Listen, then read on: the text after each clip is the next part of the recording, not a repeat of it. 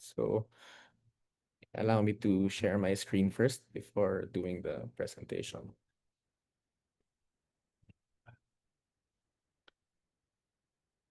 Okay po. Magandang araw po sa ating lahat. Salamat po sa HRDO sa pamumuno po ni VC Roland Bello at ni Director Roderick Havar sa pagkakataon at sa mahusay na paghahanda po namin para sa webinar na ito.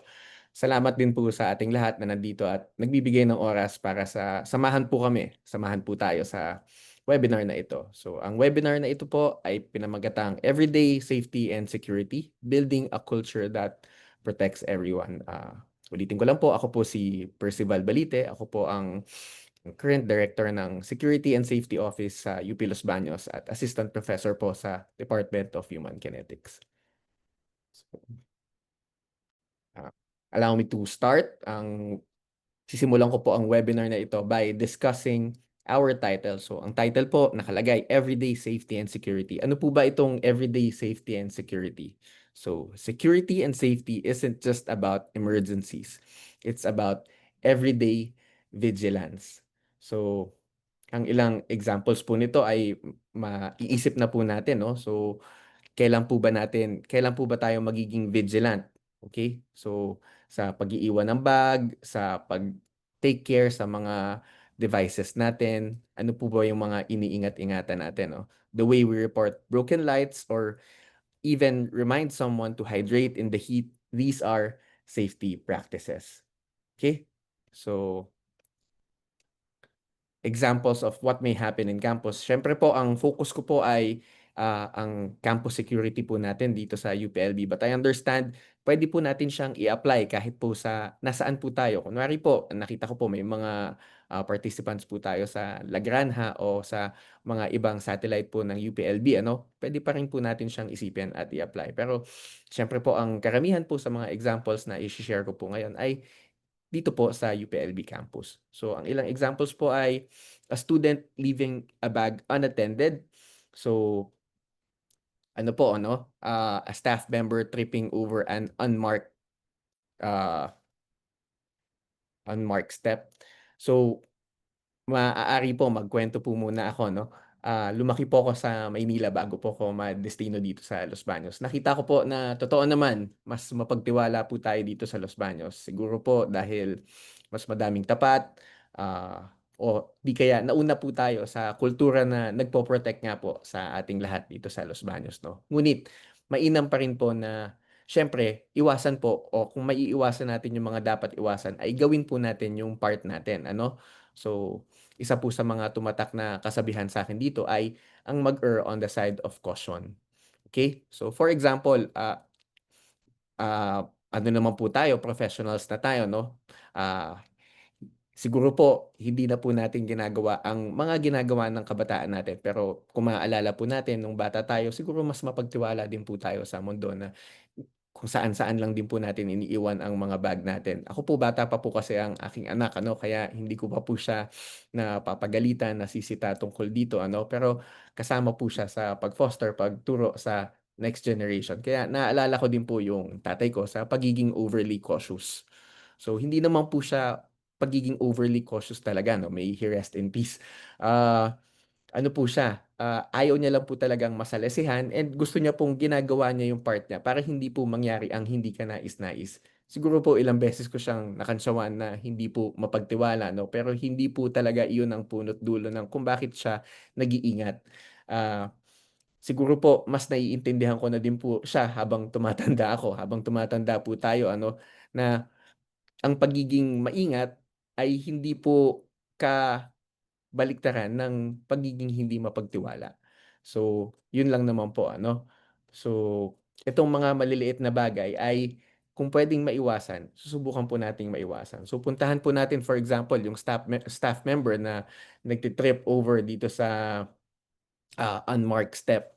Kapag ang steps po ay magkakakulay, hindi po nakikita yung levels, mabuti po kung natapilok lang at walang injury. Pero ito pong mga pagbagsak po natin ay pwedeng maka-cause ng malulubha na injuries. Kunwari po sprain, mabagok po ang ulo 'no. So kung puwede po natin siyang maiwasan ay iwasan po natin sana. May very fresh po ako na kuwento tungkol dito ano. Kanina po maaga po kami nagising, nagpe-prepare po kami tungkol sa webinar. Nakarinig na lang po ako ng kalabog na laglag po sa dahil maaga po akong umalis, katabi po naming natutulog ang aming baby, may narinig po akong kalabog, nalaglag po sa kama ang aming baby. Pero dahil po may precaution ang aking asawa na maglagay po ng foam sa flooring po ng aming kwarto ay hindi naman po masama ang naging bagsak niya. Nevertheless, ah, ano pa rin po 'no, puwede pa rin po siyang iwasan na sana po nung tumayo ako naglagay po sana ako ng mga unan para hindi po siya babagsak or kung kaya po na meron po kayong barrier para yun nga po, hindi po bumagsak si baby, yun po sana ang mas maganda. Parang gano'n lang din naman po ang gusto nating gawin dito po sa webinar natin ano, yung kung ano po ang puwede nating iwasan na hindi mangyari. Siyempre po ayaw natin sa konteksto ng kuwento ko po kanina, ayaw ko po na nalalaglag si baby habang natutulog, 'pag nagigising ano, habang umiikot-ikot sa kama. Gano'n din po, ang konteksto lang natin ay sa opisina. So, we all play a role, whether you are an admin staff, faculty, researcher, or a student. So, madami po tayong roles dito sa university. Hindi lang po ang SSO ang may responsibility. Totoo po na mandato po namin ang security at safety ng premises, ng stakeholders ng UP Los Baños. Totoo po yun. Pero, syempre po, humihingi po kami ng tulong na ang lahat po ay makisama, makibagay sa ah, sa aming mandato para po walang mangyayaring hindi po kanais-nais. So, yun po ang tinutukoy ng everyday safety and security. So, maipagmalaki ko lang po ano, na isa po sa mga, ah, initiatives ni Chancellor mula po nung pagpasok niya ay ang pagkabit ng mga CCTV cameras all around campus. So, makikita po natin dito ang SSO natin in action. Tapos dito po, kaka-present lang po namin very recently kay Chancellor ng mga CCTV cameras. So ito po ay nagiging kaagapay natin hindi lang po sa pag-iimbestiga, nagagawa din po natin siya na kaagapay sa pag-prevent ng mga masasamang pangyayari. So yun po ang gusto natin 'no, na bago pa po mangyari ay ma-prevent po sana natin. So doon ayun po ang tinutukoy ng everyday safety and security.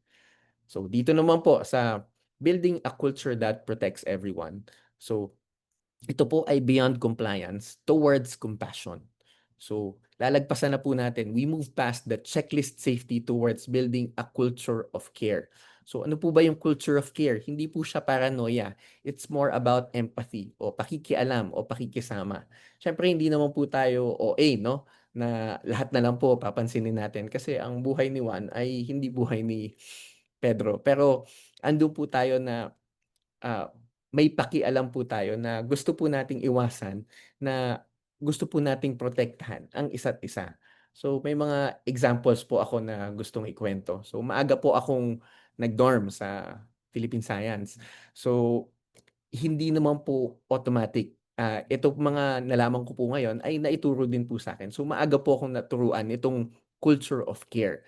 So, nag-dorm po ako. So, 12 years old pa lang po ako, nasa dorm po ako. Maghihiwalay po ang dorm ng babae at lalaki at maaga po ang curfew namin, 7 PM pa lang po. So, siyempre may mga interaction. Hindi naman po bawal makipag-usap ang mga lalaki sa babae. So, nung simula pa lang po, one of my first few days sa campus, ah hindi pa po automatic sa'kin na kapag bibitiw ka po tapos na po, malapit na po ang curfew, akala ko po uwian lang 'no.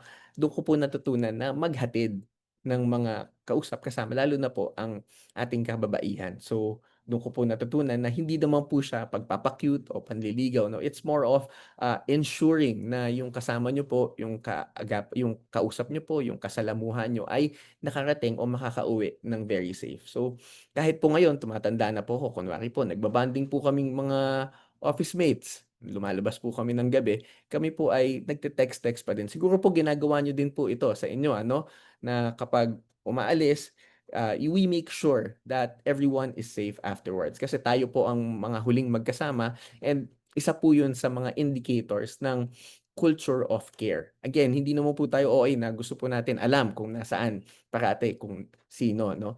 Pero gusto lang po natin ipakita na may pakialam po tayo sa safety at security ng isa't isa. Okay, so examples of culture in action, when a student helps another find a safe ride home. So kagaya po ito ng kinuwento ko kanina ano, but sa Los Baños makikita din po natin na hindi lang naman po ito tungkol sa mga kwento ko ano, maririnig-rinig niyo din po at masasaksihan na magkakaagapay at nagtutulungan po ang mga constituents ng UP Los Baños. So may personal examples po ako, isa sa mga personal examples ko din po ay ang Make It Makiling. So nung nakaraan lang po, very recently sa mahal na araw, marami pong nagpapanata, umaakyat po sa bundok ni Maria Makiling. So kasama po kami, ang Security and Safety Office sa pag o-organize kasi po kailangan po namin i-ensure na safe at secure po ang lahat. Ang isa po sa mga pinaka na-enjoy ko po na role po namin nung araw na yon ay ang pagtulong dun sa mga hindi na po kaya o ang paghatid dun sa mga ah, nahihirapan na po. Kasi puwede naman pong hindi namin siya gawin kasi panata naman po nila yon, gusto naman po nila yon ano. Pero kung makikita niyo po at mafe-feel niyo yung pakikiramay, yung bayanihan, yung tulong na naibibigay niyo po, para sa'kin po yun po ang pinaka-rewarding. Okay. So kung makikita niyo po dito na sa ang SSO po natin, buong webinar ko po na ipagmamalaki, iyayabang ko po ng konti ano, na handa po sila na gampanan parati ang mandato ng security at safety natin lahat. So ito po, safety isn't only physical. So, psychological safety, kasama po ang psychological safety ano, means people feel secure in reporting problems, expressing concerns, and being themselves.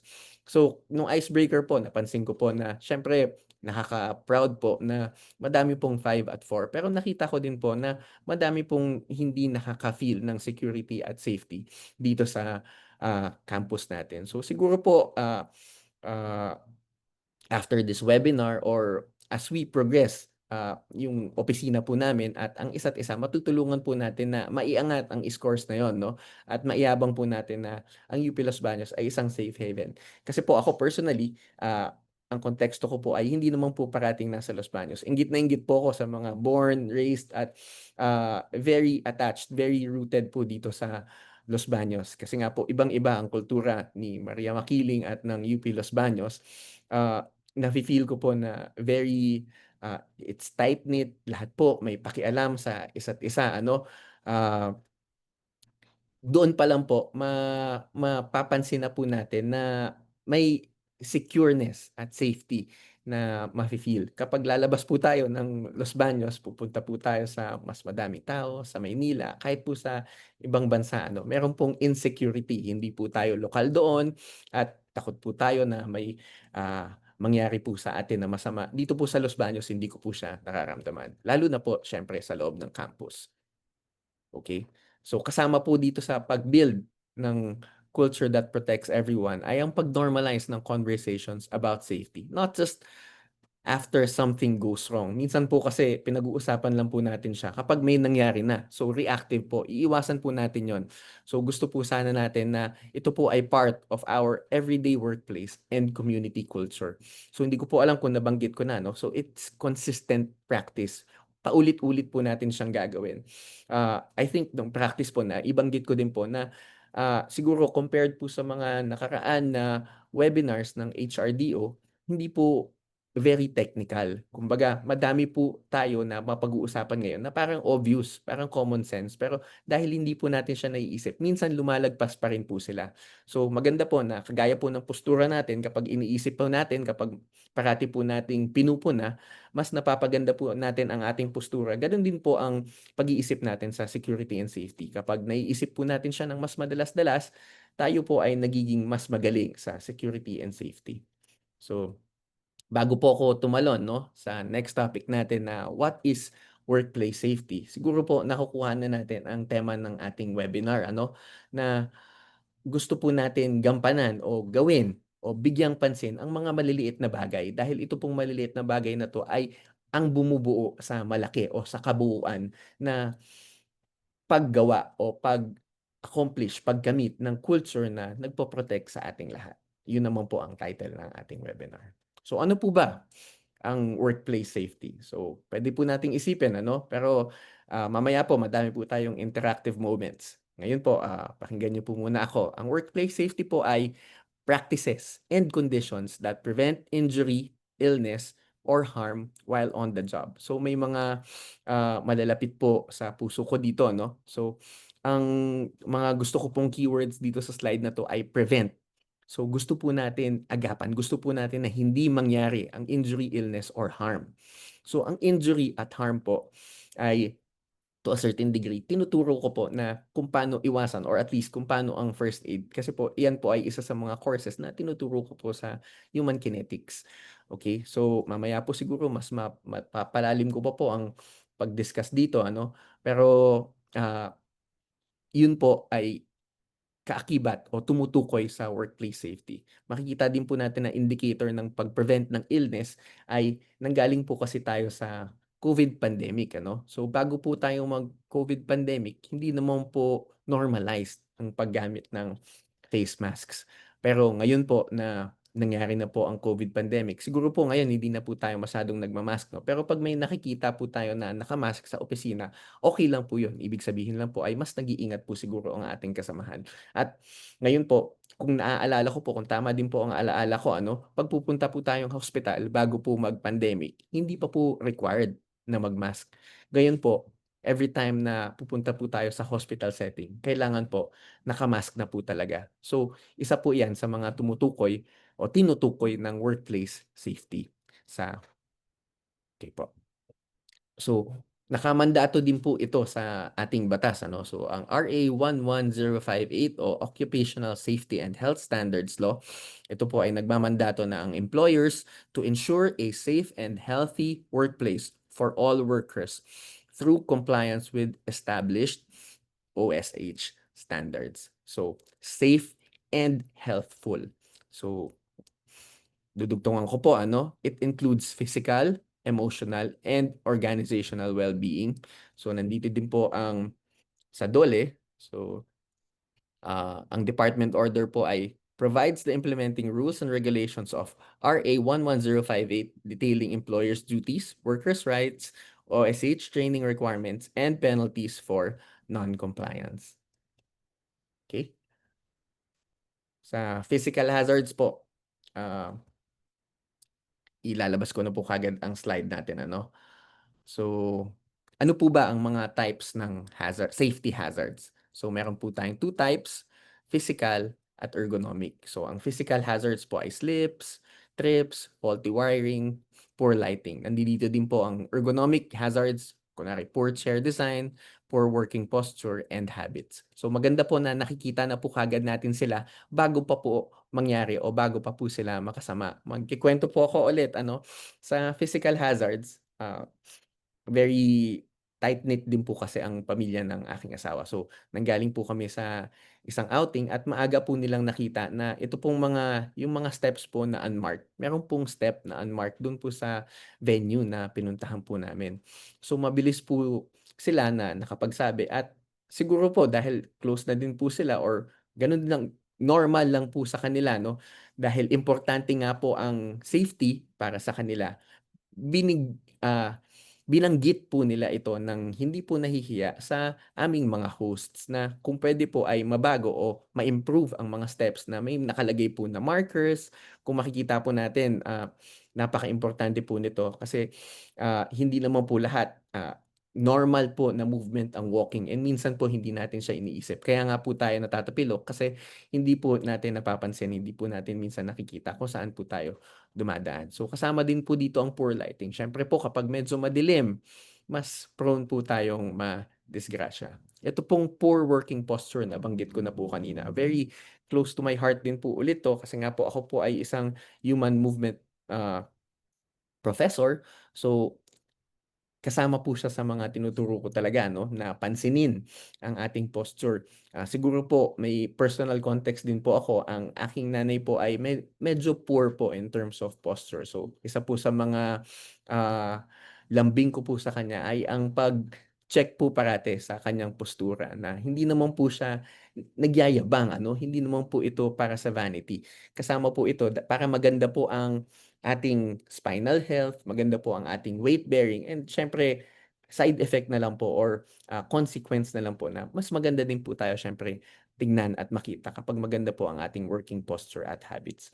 Naiintindihan ko din po na hindi naman po tayo lahat active ano, may mga 8 to 5 po sa'tin ang trabaho po ay nakaupo o nasa harap po ng computer. So, maganda po siguro na iniisip din natin na bago pa po ito makasama sa health natin ay tatayo-tayo po tayo, kasama po siya. Hindi po 'yan ang tinutumbok ng aking webinar ano, pero kasama po siya sa gusto ko pong i-remind na ang ang 8 to 5 po natin na nakaupo ay hindi po maganda para sa atin. Maganda po sana na nagse-stretch tayo, nag-uunat-unat, gumagalaw-galaw para hindi din po tayo sa-stroke ano.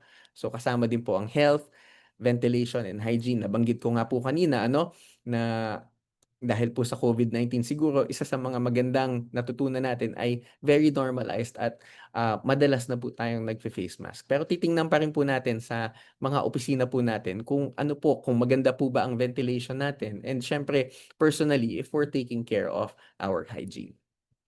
So, ah, ipagmamalaki ko lang po ng konti na ito po ay hindi naman po talaga safety inspection. Ito po ay turnover ng YMCA ano, na binigay po sa atin. Pero, ipagmamalaki ko lang po na kasama po sa mga ginagawa po ng SSO ay ang pag-inspect po sa mga buildings natin. So ang mga team leaders po namin, ang mga chiefs po namin dito ngayon ay umiikot sa mga buildings po ng UPLB para po mag-check o mag-inspect ng mga fire hazards. So hindi naman po ito nakakasama, wala naman pong personalan dito. Gusto lang po natin iwasan at gusto lang po natin makita kung gaano po kahanda ang mga building natin sa kung saka-sakali man na magkakaroon po tayo ng fire hazards. So dito po sa Spot the Hazard, maaari niyo po siguro akong samahan at isulat po sa chat box kung ano po ang mga makikita natin na hazard. So babasahin ko na lang po sa chat box natin, ano. Pero ito po ang unang photo natin. 'Pag unang tingin ko lang po siyempre marami na po akong nakikitang hazard. So bigyan po natin ng pansin ang photo. Maraming salamat po sa HRDO sa pag-provide po nitong napakagandang photo na madami naman po tayong matututunan, ano? So, ano po kaya ang mga sagot natin? Wires, cables, yun po ang unang-una 'no, ladders. So, very obvious po. Ano pa po, may nakikita po ako na garbage, disorganized, no first aid, tables. Ako po ang very close to my heart na nakikita po dito ay yung mga unattended po na mga bata na nagtatakbuhan, matatapilok. Meron pa pong lolo ano na nandiyan po na wala nga pong PWD ramp. So, yun po. Dahil po baby pa po kasi ang aking anak ano, kaya malaki po ang attention every time po magkasama kami, ang attention ko po talaga ay nasa kanya. So, sa'kin po masakit sa mata na nakikita ko na ang mga bata dito ay unattended. Maraming salamat po sa ating mga sagot 'no. Gusto ko po na ang daming sumasagot ng trash, car park distance, okey. Mapuputol na po ang table. Okey, so madami po talaga. So hindi lang po isa 'yan, kung tapos na po tayo, okey na po kaya? Puwede na po tayong tumalon dun sa next photo po natin. Ito naman po, ano po ang nakikita natin na safety hazards? Gano'n din po, gamitin po natin ang ating chat box. Ang pinaka-obvious po siyempre ay wet floor, spillage. So kami po, lalo na po at nasa Pilipinas po tayo ano, tag-ulan na naman po. Kailangan pong paghandaan natin ang ating mga bubong na tumutulo. So, ang mga precautions po natin na gagamitin natin sa rainy season.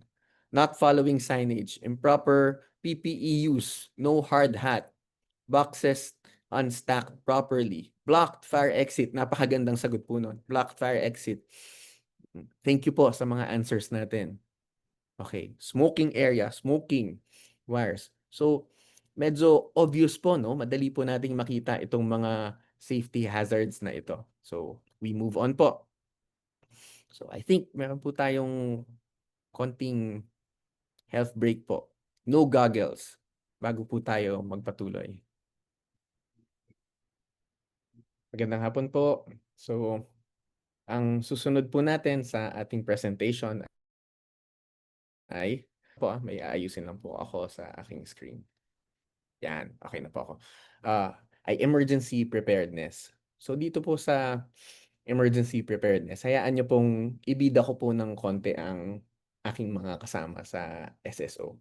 So, kasama po sa emergency preparedness initiatives po namin ay ang pag-launch po ng UPLB Ready Batingaw. So, late last April po itong Batingaw, in essence po siya po ay, alarm system ano. Ito po ay very helpful in evacuating, building end users and alerting building end users. So kung matatandaan po natin nung nakaraang April, may medyo malakas po na lindol. Hindi naman po malakas na sisirain po ang ating mga building o magka-crack po ang ating building, pero naramdaman po natin siya. Sumakto naman po na nung late April na yon ay may picture po ako dito, eh, unahan ko na po ano, baka mamaya na lang. Ay nung late April po na yon ay nasa opisina po ako. So, nakita ko po kung sino ang mga nakapag-evacuate kaagad. So, nagawa ko pong umikot sa lower campus sa vicinity natin at ayun nga po ano, yung mga buildings po na may batingaw ay nagamit po ang batingaw. Tapos makikita ko din po ang mga buildings na compliant, yung mga nung nakaramdam po ng lindol ay lumabas po at naghintay po ng advice kung kailan po pwede na pong pumasok. So, hindi lang naman po SSO ang pwede pong mag-discern o mag-decide kung kailan po pwede na ano. Kaya din po tayo may mga building administrator para po tulungan ng SSO sa mga ganitong klase ng, kalamidad. So hopefully siyempre po may kasama pong dasal parati ang safety and security ano, na pinagdadasal po natin na hindi po mangyayari ang mga bagay na ito. So kasama po sa emergency preparedness ay ang pag-alam ng mga exit. So kanina po nakita natin sa spot the hazard ano, meron pong exit signage. Maganda po na may exit signage. It's a good indicator. Pero ano po ang mali dun sa exit signage? Meron pong blockage. So, andun nga po, may exit nga po, hindi naman po natin madadaanan. So, kasama din po sa game, no, yung have a go bag. So, eto pong go bag, may initiative po ulit ang SSO, no. Hindi pa po siya nangyayari, gagawin pa lang po natin. Pero hopefully makapag-participate po ang mga participants dito po sa webinar na ito ano. Magpapa-Zumba po ang Crisis and Emergency Response Unit po natin at kasama po sa registration ng massive Zumba event po natin na ito ay ang pagkaaroon po ng go bag pagtapos po ng event na ito. Siyempre po, ito po ay malaking tulong na din po sa mga kasama natin sa SSO kasi po sila po ang first responders. So kasama din po sa initiative na magkaroon po ng go bag ang lahat po ng mga kasama ko po dito sa SSO.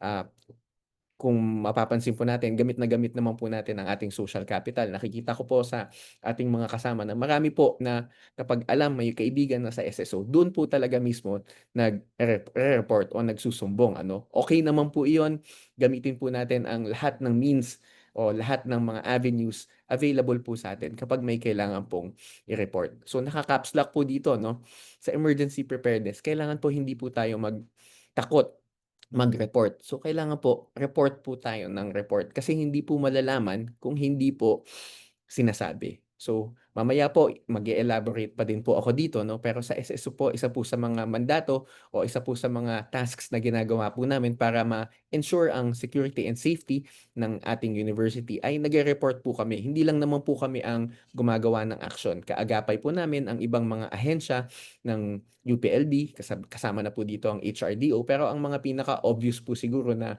ire-report ay yung mga kunwari sa, road ano natin, road issues natin, may mga lubak po, hindi naman po namin kayang i-repair po yun. Pero ang role po namin ay, maipakita at maitugon, maibato sa nararapat na ahensya. Usually po ang UPMO po napaka-magaling naman po at mabilis naman po ang response ng UPMO na 'pag may nire-report po kami ay mabilis din pong naaaksiyunan. So kasama din po dito ang cracked walls.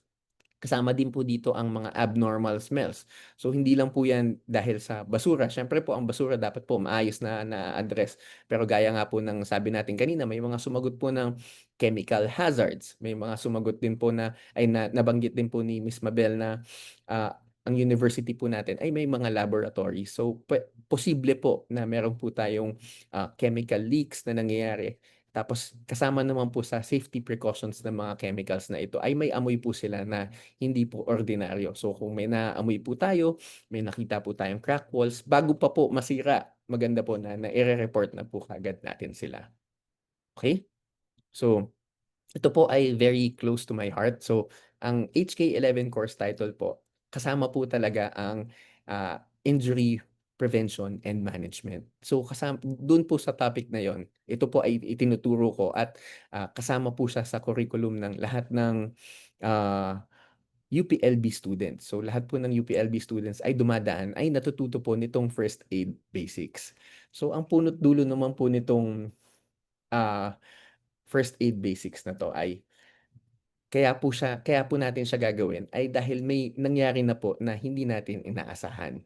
So kasama po ang unang tinuturo ko po talaga diyan bago pa po mangyari ang first aid ay ang pagkausap o ang pag-compose ng ating mga sarili ano, na ang number one na gagawin ay 'wag na po mag-panic. Kasi po ang nangyari na. Ang focus na po natin ay ang action na gagawin po natin. Kunwari po natisod tayo, hindi na po natin maibabalik 'yan. Natisod na po tayo, nasugatan na po tayo. Ang gagawin na po natin ay kung ano po ang gagawin natin sa pagtisod o sa sugat na nangyari sa atin. So kapag hindi po tayo magpapanik, maa-assess po natin na maganda ang sitwasyon. So makikita po natin kung kaya po nating i-address na tayo lang o kailangan po natin ng tulong. At sa pangangailangan ng tulong, dun po pumapasok ang SSO at hindi lang po ang SSO. Kapag hindi din po namin kayang tugunan ang mga ah, ang hindi kanais-nais na nangyari, na ibabato at na co-coordinate naman po namin sa UHO at mabilis na mabilis din po ang reaction. Ako po ay first hand experience, may anecdotal experience po talaga ako dito sa bilis ng response time ng UHO. Dahil po ako po ay, kung wala po ako dito sa SSO, ako po ay nasa Coupland Gym. So, very recently lang po, meron po tayong ah, applications para po sa AA Sports Studies po natin. So, kasama po sa application process ay ang sports readiness at sports specific tests. Ito po ay very physically demanding. So, minsan po hindi maiiwasan na may mga nase-sprain. Nangyari naman po, swerte din po siguro na nandun po ako na may incident na nangyari. So, naibato ko po kagad siyempre sa aming opisina. Hindi nga po ako sa UHO nakadiretso ano, sa opisina ko pa po. Pero mabilis na mabilis pa rin po. Siguro 5 minutes lang po. Nandun na po kagad sa Coupland Gym ang ambulansya ng UHO. Tapos siyempre maganda din po kung ang lahat ng mga building natin kasi po I think hindi pa po ito standard ano. Pero sa Coupland Gym po, meron po kaming sariling wheelchair. So sana po sa mga buildings natin, meron din po tayo kasi makakatulong po 'yan sa immediate response. So kasama po dito sa first aid basics ang cuts. Kung nasugatan po kayo. Siyempre po kapag malabnaw lang ang sugat, siguro po lahat po tayo ay nasugatan na at nagawang i-address ang ating mga sugat. So alam po natin kapag kaya po natin na hugasan or tayo po mismo ang magpa-patch up. Pero kapag malalim-lalim na po siya, ah, maganda din po na umamin tayo na lumapit sa mga eksperto. Ang mga eksperto po natin, ang mga professionals po natin dito ay nag-aral ng matagal at araw-araw yan po ang ginagawa nila. So maganda din po na maniwala tayo na kayang-kaya po nila ang kanilang gagawin. So kasama po dito ang cuts, ang sprains po, ganun din po ano, ang sprain hindi niyo na po maibabalik. Kapag na-sprain po, ang mahirap pa po sa sprain ay hindi po gumagaling ang ligament. Gumagaling po ang swelling, pero the ligament damage stays. Okay? So, kaya po maganda no na paulit-ulit ko pong sinasabi yung sa steps, yung pag-iingat dun sa ating surfaces na nilalakaran kasi usually when we walk, we take it for granted kasi sanay na po tayong naglalakad eh, hindi na po tayo tumitingin sa baba. Okay? Minsan nagmamadali din po talaga tayo. So maganda po na iwasan ang sprain kasi po kapag na-sprain, mai-immobilize pa po tayo. Ang first aid po talaga diyan at ang recovery po talaga diyan ay hindi po tayo gagalaw. Nandiyan din po ang exhaustion. Ang sinasabi po nila, dalawa lang naman po talaga ang season ng Pilipinas ano, it's wet or hot. So, lalo na po totoo po ang climate change ano, lalo na po recently ang heat exhaustion po ay nangyayari po talaga. Yung buong 2024 ko po nung nagkaroon po tayo ng heat wave ay hinihika po ako. Napakahirap po nito para sa isang movement professional ano, na kailangan po naming gumalaw. Pero kinaya naman po natin, andito naman po tayo. Ang maganda po ay handa po tayo kasi matagal na naman po tayong nasa Pilipinas, alam na naman po natin, kaya nating i-predict ang mga seasons. So, gano'n din po, hindi ko na po naisulat dito 'no. So, kung may readiness po tayo sa heat exhaustion, maganda din po na may readiness tayo para sa wet season natin. So, ano naman po ang mga kailangan nating ihanda sa wet season natin? Kailangan po may kapote. Kung kaya po na may storage naman po tayo sa opisina, kung komportable naman po tayong magbota, malaking tulong din po iyon, okey? So dito po, ihihinto ko po 'no, para ma-screenshot po ng madami lalo na po ang mga taga Los Baños.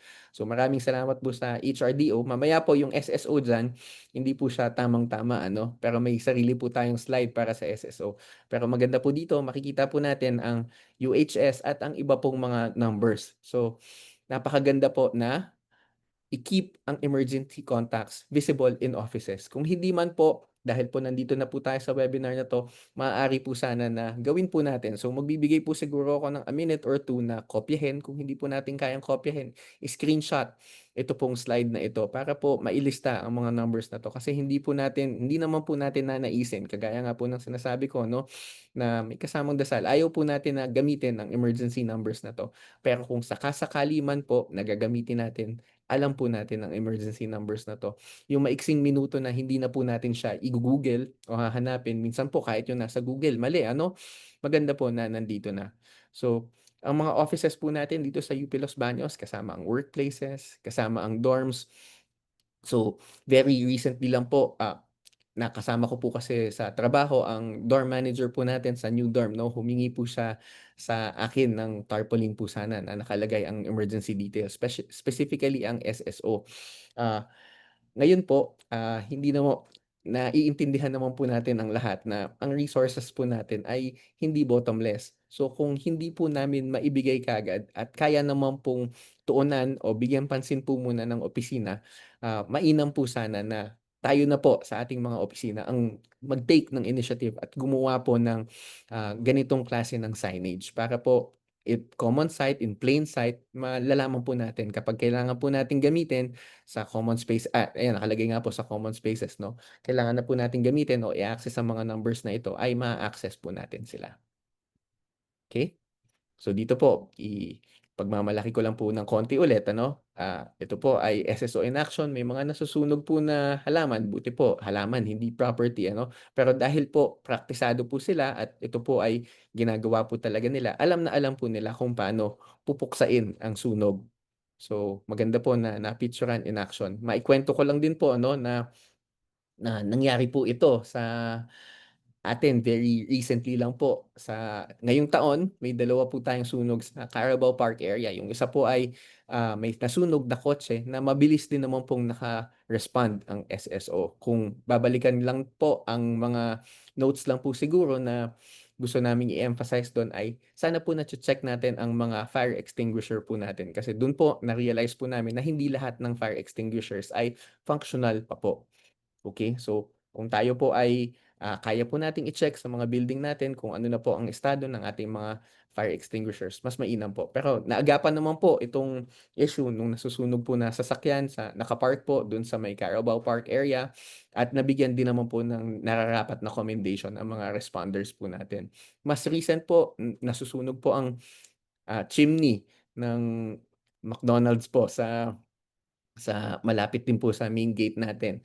Ang maganda naman po ay ito po mas malaki 'no, hindi po siguro kaya ng fire extinguisher lang, ay mayroon naman po tayo at hindi lang naman po tayo ang merong fire truck. So mabilis pong naka-respond ang mga fire truck at mabilis din pong naagapan ang sunog. Kaya kung makikita niyo po ay hindi naman po huminto ang operations, kasi po natugunan po kaagad dahil po handa po at ready po ang ating mga kasamahan sa sakuna na posibleng mangyari.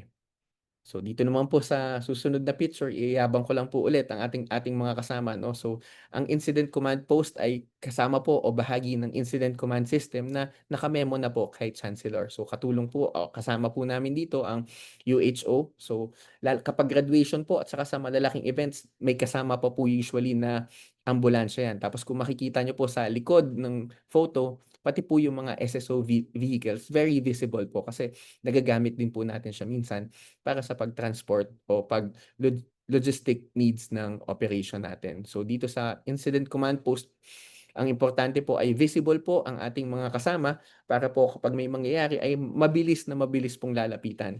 So hindi lang naman po para sa emergency 'no, ang SSO po ay handa tumulong maliit man po 'yan na kailangan gawin o dun po sa emergencies. So, again, ulitin ko po, kung hindi man po visible ang ambulansya at kailangan po ng ambulansya, kaya po nandiyan ang incident command post dahil po ready po sila na i-contact at usually po kapag may incident command post tayo ay on alert na din po ang mga ambulansya natin kaya mabilis po silang nakakababa. So, kakakausap ko lang din po ano kay Director Walde at maganda naman po, tama naman po ang interpretation namin sa memo na kunwari may mga events po na fun runs o di po kaya ang malapit po sa puso ng iba sa atin, may palarong UPLB, naka-park po talaga at very visible din po ang ating ambulansya. Makikita po natin siya do'n. So, maibibida po ulit natin ito kasi meron po tayong parating na graduation. So, sa graduation makikita po natin all hands on deck po. Nandun po ang ambulansya ulit ng UHO, especially po sa university graduation at makikita niyo din po ang incident command post po namin. Natatauhan ng napakaraming SSO. So, hindi man po namin magampanan na kasing dami para sa mga college testimonials, pero nag-commit na po ako na sa college testimonials ay may visibility po at may siguro po may 4 na SSO po per college ano graduation at siguro isang agency guard na tatao. So, yung mga agency guards po tutulong din po sa atin pagdating po ng university graduation. So, ito pong preparedness na ito ay para po sa hindi inaasahan. Siyempre po gusto natin na ang college at university graduations natin ay matiwasay na mangyari at masunod. Kagaya po ng lahat ng events natin pero kung sakasakali man, andun po kami dahil nga po, kasama po siya sa emergency preparedness na ginagawa po natin. Dito naman po sa photos na ito makikita po natin na ang SSO ay hindi lang po kami-kami ang nagte-training. Tine-train din po namin ang ibang mga stakeholders sa, ating university. So, ibibida ko po ng konti ang aming Crisis and Emergency Response Unit kasi sila din po ang in charge sa, pag-echo o pag-train po ng ating mga university stakeholders. So, tinuturuan po nila kung ano po ang gagawin. May fire drills po tayo, may earthquake drills po tayo. Sila po ang tumututok na handa po ang ating constituency para po sa mga ganitong klaseng events. So, naka-under pa rin po siya ng emergency preparedness po natin. Okay. So dito naman po sa photo na ito po yung hinahanap ko kanina 'no. Simulan na po natin yung nasa kanan. Ito po yung, photos kung nakikita niyo po nandiyan po ako 'no, na kung saan umikot po kami sa lower campus dahil nga po lumindol na nagawa ko pong, ma-check at makita ang mga compliant po na nung lumindol ay lumabas naman po ng mga building at naghintay po ng abiso kung kailan po puwede na pong mag-function regularly. Okay. So, dito naman po sa kaliwa ay UPLB installs the 15th ready. Ito po ang pinaka-recent na Batingaw at SEM. Kasama ang maganda po sa Batingaw ay nakakapag-engage din po tayo ng mga partner constituents natin. So, dito po sa 15th Ready Batingaw, si Dr. Marco Galang po ang donor natin at andun po nasaksihan din at kasama po namin sa unveiling ang Dean po ng SEM at ang ating Vice Chancellor po for Academic Affairs. So again, itong Batingaw na po, ito ay very useful po kasi po minsan sa panahon ng sakuna, kunwari sa lindol o kaya po sa bagyo ay nawawalan po tayo ng kuryente. Pero paano po natin malalaman, paano po natin mai-echo sa mga nasa loob ng building na may nangyayari na po? Okay, so dito po natin magagamit itong Batingaw na ito. So ang susunod po sa, ah preparedness ay everyday safety is everyone's job. So lahat po tayo kasali. So totoo po na nakamandato kami dito. Kami po ang opisina para sa safety ng pangkalahatan. Pero hindi po namin ang numbers po ng SSO ay wala pa po kaming 100. So hihingi po talaga kami ng tulong sa ating lahat para po magampanan ang everyday safety. So safety is something that we all build together sa paalala, sa pag-report at sa pangangalaga. So babalikan ko po yung punot dulo ng webinar natin, 'no. So we are building a culture of care, a culture that protects everyone. At itong kultura na po ito ay hindi po mangyayari ng isang araw. After ng webinar na 'to, hindi po natin masasaksihan 'to kaagad. Ito po ay gagawin natin through consistent practice. Saka po siya natin mabubuo. Sa patuloy na pag-aalala, 'wag po sana tayong makulitan kasi kung paulit-ulit man at obvious man po ang mga sinasabi namin, ito po ay hindi nawawalan ng importansya. Mahalaga pa rin po sila kahit na po paulit-ulit. Kaya paulit-ulit po talaga ang paalala. Sa pag-report po, mamaya po, mas malalim pa po siguro ang discuss natin sa pag-report, pero kasama po talaga ang pag-report kasi hindi po namin malalaman, hindi po malalaman ng SSO kung hindi po sasabihin ng mga constituents. So kasama po ang lahat yan. Hindi lang po kami ang SSO ang magre-report sa mga other agencies na responsible. Kasama po tayo. Ire-report po natin sa SSO. So, wag po tayong mahiya. Maliit man po yan, malaki man po yan. Nandito po ang SSO para makinig, para tulungan po kayo sa inyong mga concerns. Kasi po ang SSO ay mapangalaga. At sana po, ma-share po namin ang pangangalaga na ito sa lahat, na mahawa po namin na lahat po tayo ay caring sa isa't isa. Ano? So, kasama po dun sa culture of protecting everyone ang culture of care. Kakausap ko lang po sa isa sa mga colleagues ko, 'no, na ah, isa po sa closest na value or virtue na maiaakibat mo sa pagmamahal ay care. Kasi po ang nakikita ko po, ang basa ko po sa love, ang opposite niya po ay hindi talaga hate, it's apathy o ang kawalan ng pakialam. Okay? Doon mo po malalaman na hindi mo mahal, na yun po ang opposite ng love. So dito po sa UP Los Baños, hopefully nandun po tayo sa may pakialam po tayo sa isa't isa. Hindi naman po kagad, hindi ko po pinipilit na magbahalan po tayo, 'no. Pero hopefully, dahil po nandito tayo, we are sharing the same space, may pakialam po tayo sa isa't isa. So kahit simpleng malasakit, prevention po 'yan. Yun po ay makakatulong at malayo po ang ating magagampanan, mararating, mako-contribute sa pagbuo ng culture that protects everyone. So, ulitin ko po, i-check natin ang safety signages. So ngayon, lingon po tayo sa kaliwa, sa kanan. Siguro po, memorize na natin ang ating mga buildings. Ano? Ako po ay very proud na estudyante sa ASIPAF. Gusto ko po na ipagmamalaki ko po ang mga signages ng SIPAF kasi po hanggang ngayon kung wala po yung mga signages ay ligaw na ligaw pa rin po ako sa SIPAF. Pero maganda po kasi ang architecture ng building na ito, 'no, kasi parang nakaukit po siya sa bundok. Pero malaking tulong po ang mga signages para alam po natin kung nasaan po ang mga exits, nasaan po ang patungo dito, ang stairwells, kahit po ang mga toilets, especially po kung bago po tayo sa lugar. Ako nga po na matagal na konti na lang po, hopefully ga-graduate na po ako sa SIPAF, ano, pero ah, nalilito pa rin po ako, hindi ko pa rin po alam kung nasaan ang toilet. So maganda po na nakikita natin kung saan ang safety signages. So check po natin 'yan sa ating mga opisina. Okay, so dito po magpa-park po ako ulit, tatagalan ko po ulit, ano. Ito po ang live number po natin sa SSO, 0921-890-1259. Kung hindi po natin isi-screenshot, i-save na po natin sa mga cellphone po natin. 'Wag naman po natin i-text ng mga everyday quotes, ano, pero ito po ay accessible, ito po ang gamitin natin kapag tatawagan po natin, may sasagot po parati diyan, 24 hours a day. Ito po ay nakalagay, naka-situate po sa ating desk. Ang desk po ng SSO ang lifeline ng communication. Dito po malalaman, mararadyo, maide-deliver ang ire-report niyo po na hindi inaasahan. Andito din po ang email ng SSO.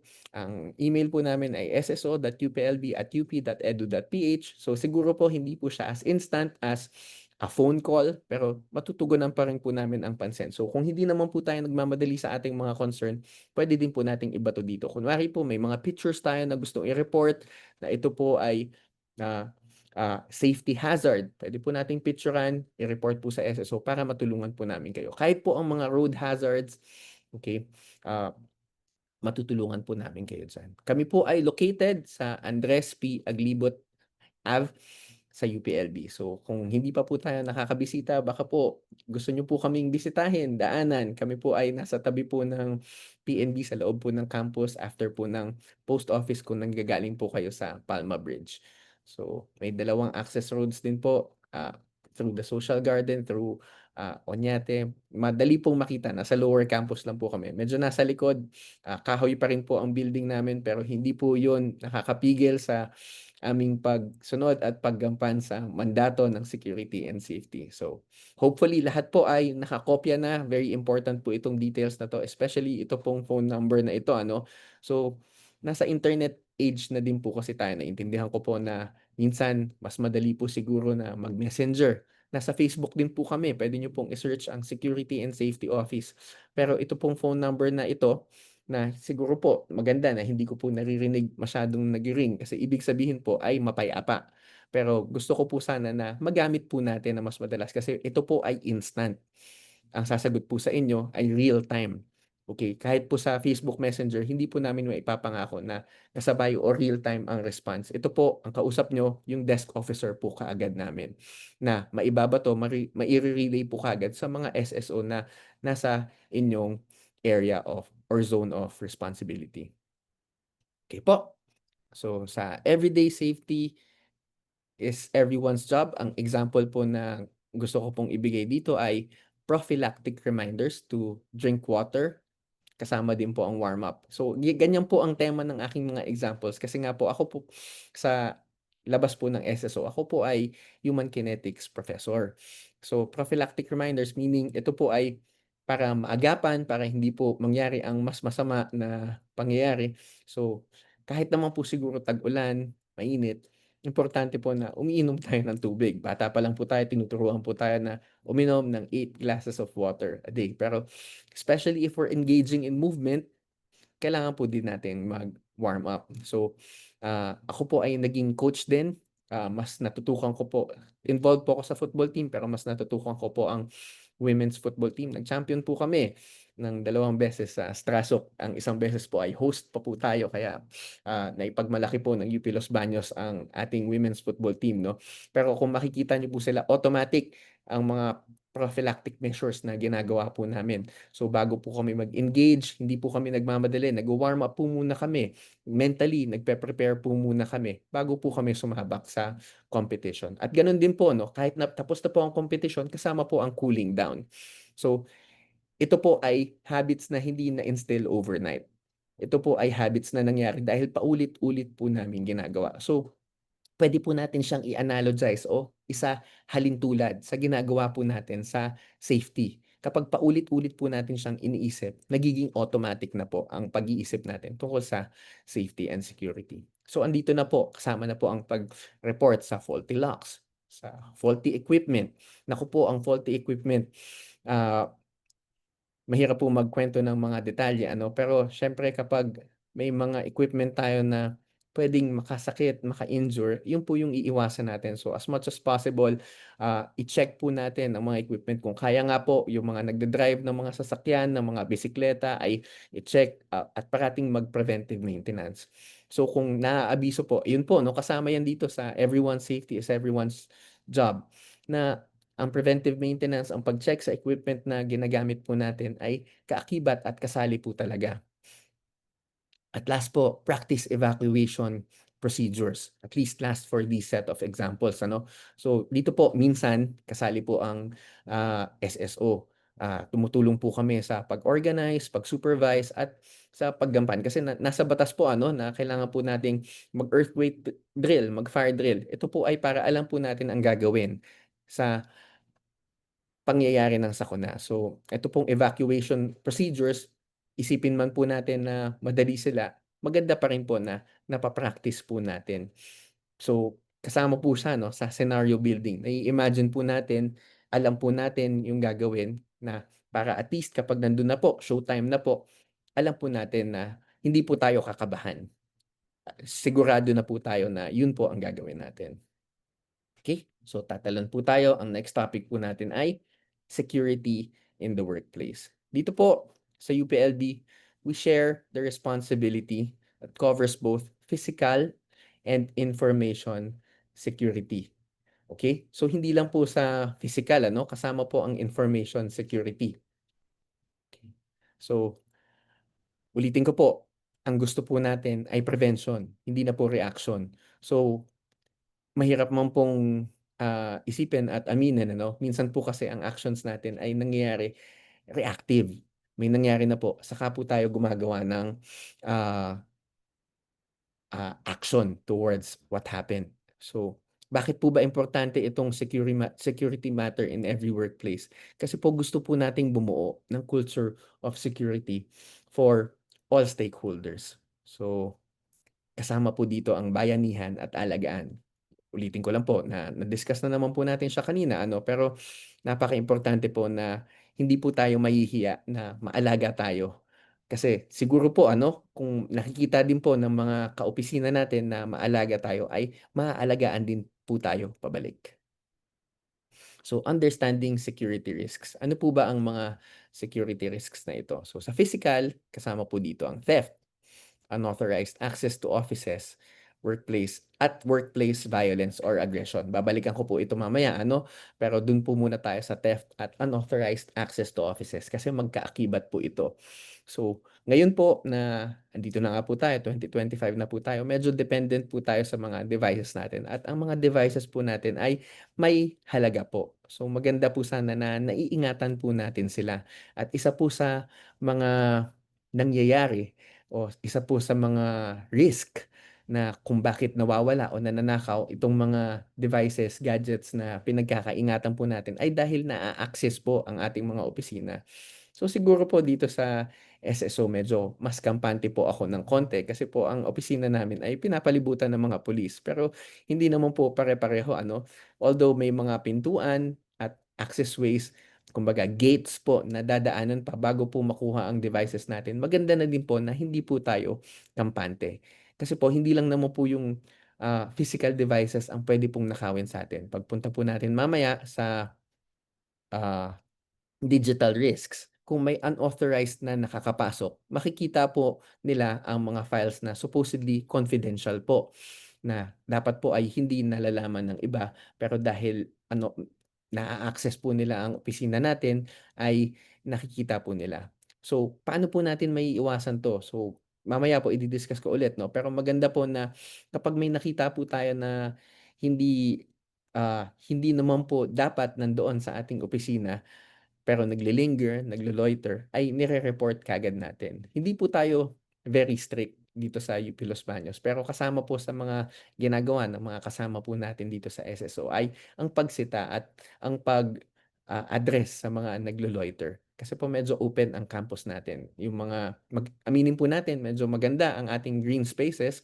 Ang mga minsan nagliligawan natin na mga kabataan ay tumatambay at nagloloiter. So, minsan iba naman po ang pakay, pero ang iba naman po ay dahil po mahirap ang buhay, ay naghahanap ng pagkakataon na may maiisahan. So, gawin po natin na pahirapan ang mga, ah, may masamang balak. Kasi po kung mahirap magnakaw sa atin, kung tayo po ay masinop at, maagap, hindi po tayo ang mananakawan. So, sa digital risks naman po, siguro po narinig na natin itong mga phishing emails 'no. So, ito po ang email na kumukuha ng at mga information. So, 'wag po tayo click ng click. So, kung mapapansin niyo po kung pumupunta po tayo sa mga bangko physically, alam ko po na malaking tulong ang online banking 'no, pero simulan po muna natin sa pagpunta physically sa bangko. Makikita niyo po yung signages na very preventive po na gusto po talaga nila balaan ang katauhan kasi po madali na po ang online access sa ating mga bank accounts ano. So isa po sa mga reminders na very useful at tumatak po sa akin dito ay Ang OTP po na nare-receive po natin, kumbaga kasama po ng two-factor authentication, kagaya po ng sa emails natin, ay personal consumption po natin. Madami na pong scammer. Yung mga scammer po ay magpapanggap na sila po ay ahente o representative po ng bangko. Tapos kasama po sa pag-scam nila, dun sa spiel po nila para makakuha po ng pera sa inyo ay ang paghingi ng OTP na dapat po ay para sa inyo lang. Okay, so kung mas maganda nga po, mas mainam kung, magiging very careful kayo ay ang safest pa rin na bank transactions ay in person or face to face. Pero siyempre 'wag po natin tanggihan ang conveniences na nabibigay ng online banking. Kailangan lang po natin mag-ingat, okay. So kasama po dito ang exposed confidential documents. So, nabanggit ko nga po kanina 'no, na hindi lang naman po ito para dun sa mga may unauthorized access sa opisina. So, minsan ang mga dokumento na nakikita natin ay hindi lang po para sa mga mata ng lahat. Okay, so maganda po na naiingatan kapag kaya pong i-seal ang documents na confidential, isi-seal po natin at gagawan po natin ng paraan na hindi mabubuksan at hindi makikita ng mga mata na hindi naman po para sa kanila. Okay, kasama din po ang digital hygiene dito. So, aamin po ako na ako po ay hindi very, how do you say this, secure sa paggawa po ng aking mga passwords. Pero kahit na po, alam ko po na may layers of security pa rin po ako na ginagawa. Lalo na po ngayon 'no, na nasa digital age na po tayo, ang dami po nating passwords na kailangan tandaan. Yung cellphone natin may passcode, yung email may passcode. Yung nakaka-relate po ako kasi yung nanay ko po ang dami pong reklamo dito ano. Pero yung practice po na ginagawa ko po ngayon ay sa nanay ko pa po nakuha na meron po akong listahan na hindi po maa-access ng ibang tao. Ako lang po ang makaka-access kung saka-sakali at ang aking asawa na siyempre po ay, hindi po sana tinataguhan at magiging, kumbaga ang alam ko po ay alam niya din naman dapat ano. Pero as much as possible, ang passwords po natin ay para sa'tin at kung kailangan po nating tandaan ay it is in a secure location. So sana po mahirap din hulaan ang mga password natin, hindi po siya yung password natin ay password o ang password ay yung mahuhulaan po ng biglaan, lalo na po kung may mga iniingatan tayo na importanteng dokumento. Okey po. So, gaya nga po ng sabi ko, babalikan ko po itong types of workplace violence.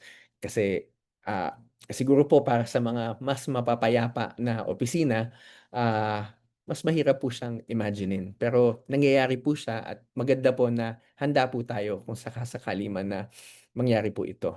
So, hindi po ito limited sa physical attacks. Pero siyempre kapag nangyari yung physical attacks, automatic workplace violence yan at dun po papasok ang role po namin sa SSO kasi po may ano yan, eh, meron pong physical altercation na nangyari.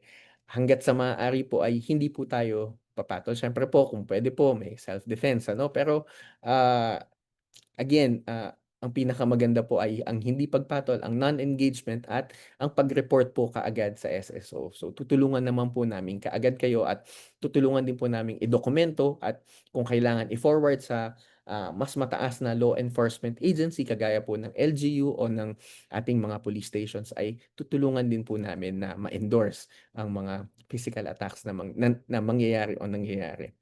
So hopefully po hindi po 'to nangyayari at hopefully po mahirap po siyang imaginin dahil mapayapa nga po ang ating mga opisina. Pero just in case po, andito po at hopefully na-keep po natin ang numbers ng SSO para makapag-responde din po kami kaagad. Pero gaya nga po ng sabi natin dito sa slide, hindi po ito limitado sa physical attacks only. Kasama po dito ang verbal abuse, kasama po dito ang threats. So kung kunwari po inambahan kayo o tinatakot kayo. Okay, kasama po dito ang intimidation, kasama po dito ang harassment, ang paulit-ulit na pangungulit na hindi po kanais-nais. So, matutulungan din po namin kayo sa SSO. So, puwede po na automatic kahit po maliit na bagay ay sa SSO po kaagad i-report. Pero kung may ahensya ang UPLB na mas makakatulong po sa inyo ay iyon po ang assistance na ibibigay po namin. I-endorse po namin kayo sa tamang ahensya kung sino ang mas makakatulong po sa inyo. So, bago po natin puntahan ang mga ahensya na yon, so mag-imagine po tayo muna ng konti 'no, ng case scenarios. So, siguro po magbibigay ako ng panahon para sa chat box din 'no, ng gagawin. So, case scenario number one. So, para po meron po tayong chat interaction ng konti 'no. An unfamiliar person is loitering near your office. Ano po ang gagawin natin?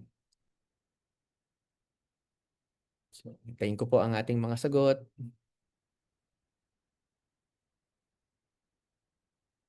Kunwari po merong unfamiliar person, hindi po natin kilala na nasa opisina, naglo-loiter. 'Yan, napakaganda po ng sagot po ni Ma'am Maria Desiree, report to SSO.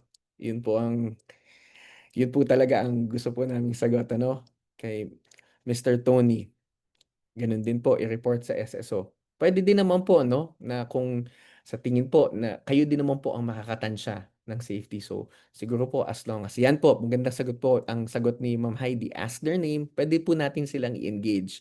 Bakit po kayo nandito? Sino po sila? Ano po ang pakay nila? Ask first. Yun na nga po ano, baka naman po, hindi pa naman po kailangan umabot sa SSO ang pag-address. Pero maganda po na may engagement po kaagad tayo sa nangyayari. Kay Sir Arnold, interrogate. Siguro po kung kaya, ako po ay siguro po nasa personality ko lang 'no.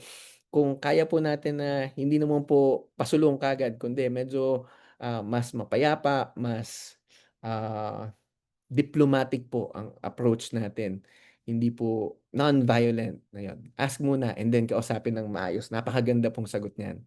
Okey po. Thank you po sa ating mga sagot sa ating chat box. Siguro po kaya na po nating pumunta sa case scenario number two. A bomb threat was called in and an unidentified, unaccounted parcel was detected. So dalawa po ang nangyari ano, may bomb threat po, tumawag sa building niyo po. Tapos pagtapos po ng bomb threat siguro po nag-inspection tayo tapos may nakikita po in plain view, in plain sight, may unidentified, unaccounted parcel po na makikita. So hintayin ko po ulit ang mga sagot natin sa ating chat box. Ito po siguro mas komplikado ng konti. Maganda po ang sagot na evacuate and report to SSO, report to SSO. So, ano pa po, para po may mga iba pa tayong sagot. Medyo komplikado nga po siya 'no at nakakatakot at hopefully hindi po siya mangyayari at nangyayari ano, immediate evacuation and isolate the parcel. Call authority and evacuate. Call the UP police force and SSO and evacuate the building. Maganda po ang mga sagot natin. Kaya ko po nilagay ang scenario na 'to kasi very recently lang po kung nakikita niyo din po ang posts namin sa SSO ay with the help po of the, ah, police force, PNP ng Region 4A po, meron po silang mga espesyalista. Nagbigay po sila ng seminar sa amin sa kung ano po ang gagawin kapag may bomb threat po at may unidentified, unaccounted parcel. So, ang best po talaga dito ay siyempre i-report po sa SSO ta's kami na po ang ko-contact. Kasi po may direct line po kami dun sa mga bomb specialists po natin na pinakamalapit po sa atin. Maganda din po na I think nabanggit ko po ito kanina 'no, to err on the side of caution. So hindi naman po masama na kahit po meron tayong regular operations ay mag-evacuate po muna. Lalo na po at hindi po natin alam kung gaano kalakas, gaano ka-explosive, kahit po hoax po 'yan, kahit po hindi po totoo ang bomba, mabuti na po na dun po tayo magkamali na okey lang po na umalis po muna tayo, ipagpaliban po muna natin ang gagawin natin kasi po our safety is paramount. So, puwede naman po nating balikan ang ginagawa natin or ang mga tasks, ang activity. Kunwari po itong webinar na 'to ay ma-interrupt, okey lang po 'yun kasi po ang importante ang ating security and safety, 'yun po ang paramount, okey? Tapos po do'n po papasok ang ating mga, ah bomb specialists na kokontakin po namin. Siyempre po, kami po bilang SSO, tutulong po kami mag-secure, mag-evacuate at to a certain degree, may early level investigation na din po kaagad ano. Pero ang first and most important po dito ay ang mga buhay natin. So yun po ang pinakapaghahalagahan natin. So kahit po medyo nakakatakot, at least po alam po natin ang gagawin natin. Okay, last na po. You receive an email asking you to click a link. Lalo na po kapag hindi kakilala ano, ano po ang gagawin natin? Iki-click po ba natin ang link? Do not click. Napakadali naman po siyempre ng ano, don't mind, don't click. Kung puwede nga po nating hindi i-open, hindi i-open. Ah Ano na po ako 'no, may ulirat. I think I was already in my late grade school years nung nangyari po ang I love you virus. So, infamous po siya kasi Pilipino po ang gumawa po ng I love you virus na ang header po at ang email subject ay I love you. Tapos kapag kinlik niyo po ay may link or ida-direct po kayo na yun nga po may virus na nakakabit, nakaakibat. So tama po, think before you click. Think, ignore, delete the email, delete messages.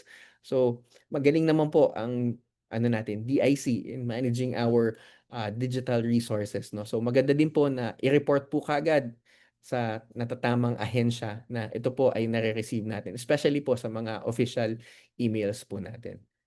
So sana po medyo nakatulong po ito 'no, na imagine po natin at na-prepare po natin ang ating mga sarili sa kung ano po ang gagawin natin kapag nangyari po ito. So, susunod po natin ang best practices for workplace security. So, ito po 'no, I think nasabi ko po siya kanina pero maganda po na emphasized. Consistent practice. Uulit-ulitin po talaga natin siya. Will help build culture of vigilance. So, ito po para sa akin reminder na din po siguro 'no, na use strong, unique passwords and secure logins.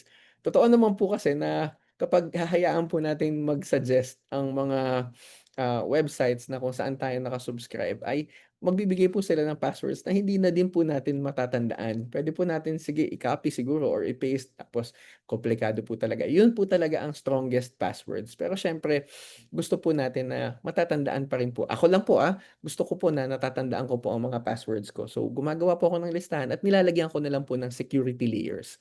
That way po, ang passwords ko po ay as much as possible for me and my wife's consumption only at unique po ang passwords ko at secure po ang logins ko.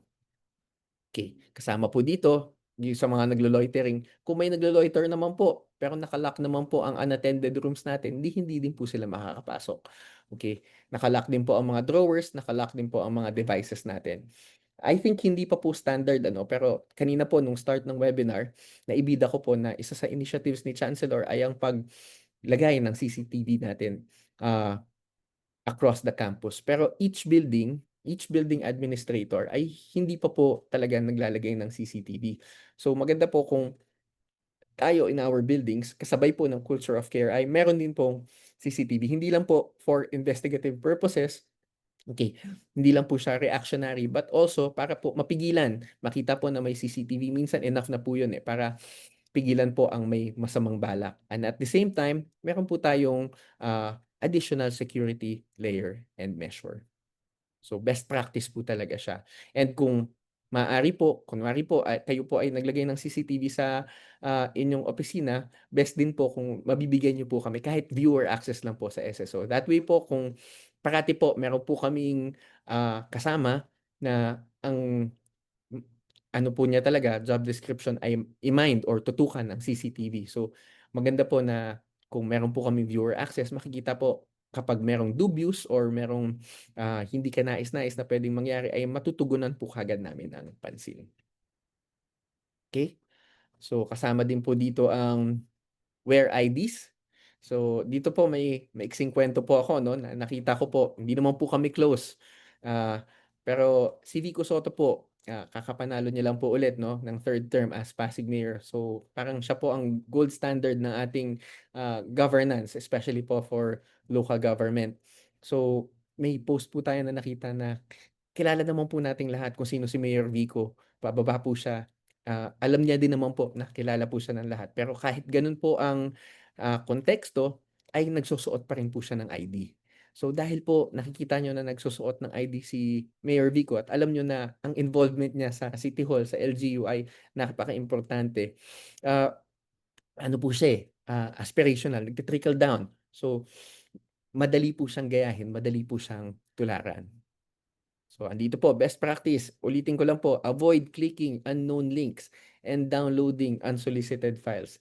So siguro po, lumaki din po tayo sa ano na po, digital age na nga po talaga tayo ano, tapos minsan may mga gusto po talaga tayong panoorin. Isa po kasi sa mga avenues ng, mga masasamang elemento ay ang piracy. So, minsan nakadikit or nakaakibat sa streaming or sa pag-download ng mga gusto po nating panoorin ang mga hindi kanais-nais na virus. So, kung kaya po nating iwasan, iwasan po natin, ano? So, siyempre po hindi po ako ang expert dito, maganda din po na humingi po tayo ng tulong sa mga mas nakakaalam, sa mga mas eksperto. Andito po ang DIC, ngayon po kasama po natin sila na nagfa-facilitate ng ating webinar.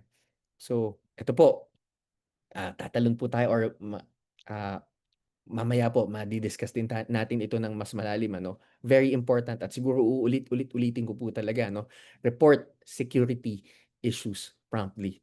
So, 'wag po tayong mahiyang mag-report, wala pong maliit na bagay na ire-report. Kung kayo po ay uncomfortable, kung kayo po ay may nararamdaman, may kutob, i-report niyo po kaagad.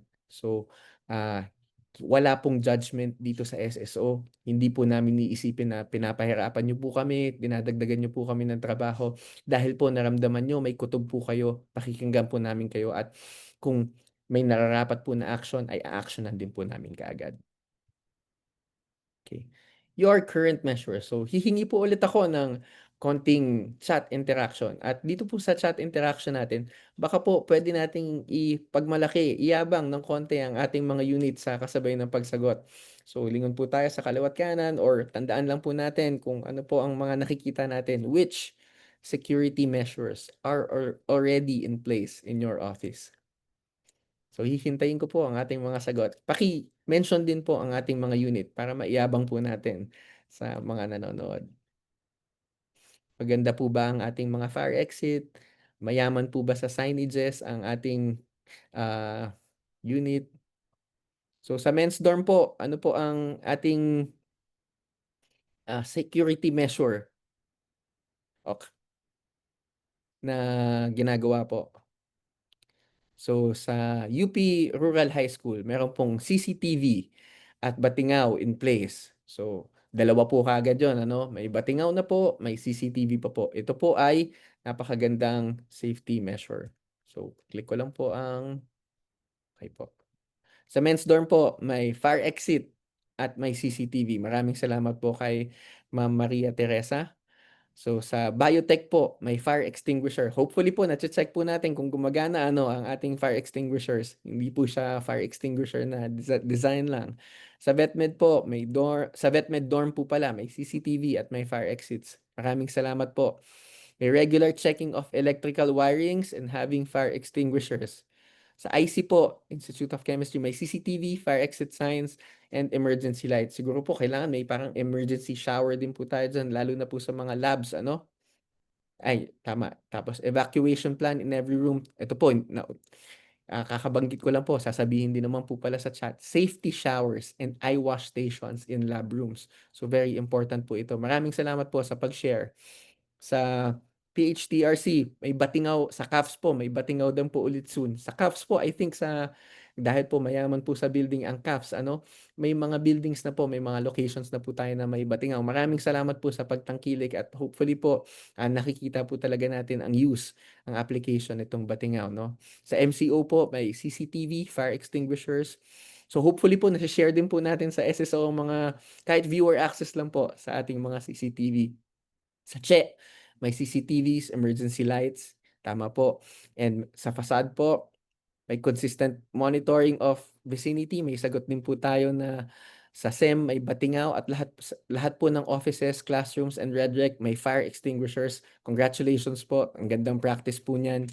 Fire extinguishers din po. Signages, fire exits, fire extinguishers, emergency lights, medical kit. Grabe po ang CFNR, may medical kit pa po. So sa Copeland Gym, iyayabang ko lang din po na sa Copeland Gym po meron po kaming wheelchair. So sa inyong mga department din po ba may wheelchair po tayo. At hopefully po meron po tayong mga point person or champion. Kung may building administrators po tayo, baka po hindi po ako sigurado, no? Baka pwede ko pong balikan ng mga memo natin. Pero baka pwede pong meron din tayong security and safety administrator. So maraming salamat po sa ating interaction sa ating pong mga sagot. Okay po. So Ito po, napaka-importante na topic natin ngayon, why reporting matters.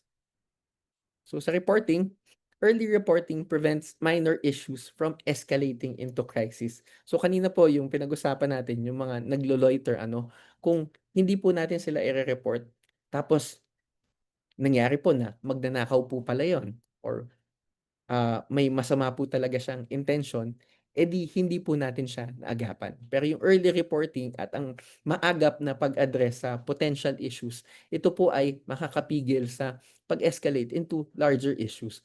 So, ang gusto ko po siguro na example dito ay lalo na po at tag-ulan ano, ang mga bubong natin. So bago pa po gumuho o bago pa po tayo bahain sa ating mga opisina, kapag may konting tulo na po kaagad, i-report na po natin para ma-address na po kaagad at ma-repair bago pa po lumaki into a crisis. Lalo na po nasa Pilipinas tayo at hindi po natin maiiwasan ang tag-ulan. Okay. Reporting is an act of care. Minsan po kasi, siguro po culturally 'no, the same way na hirap po tayong tumanggap minsan ng criticism, minsan po baka puwedeng maisip natin na kind or type of criticism ang reporting na napupulaan tayo, may kulang tayo. Kagaya po ng mga fire inspection 'no, na bakit hindi mo ako binigyan ng perfect, ginagawa naman namin yung mga gusto naming gawin. Ito pong reporting, ito pong mga assessment na 'to is an act of care. Bakit po siya act of care? Kasi po ayaw po natin na may mangyari na untoward na mas malaki. So, preventive po ang approach natin, hindi po reactionary. Hindi na po natin hihintayin na lumaki po ang mga issues. Ire-report na po natin siya kaagad sa pinakamaagap at pinakamaagang panahon. So, why reporting matters?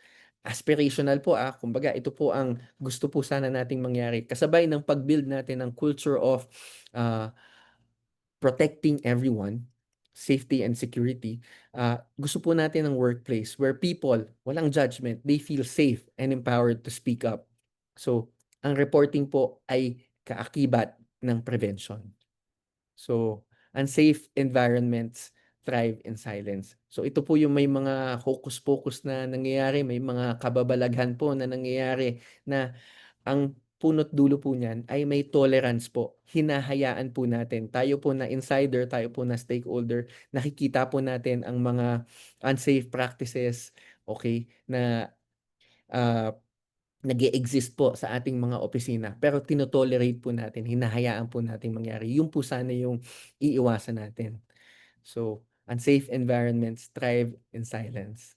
So, kaya po naka-caps lock yung tolerance kasi po kaya po may silence kasi may tolerance. Kung wala pong tolerance sa unsafe environments, ang mangyayari po ay may reporting na mangyayari. So, 'wag po natin masamain ang pag-report kasi po through reporting dun lang feedback mechanism po siya. Dun lang po natin malalaman ang issues na hopefully maaagapan natin.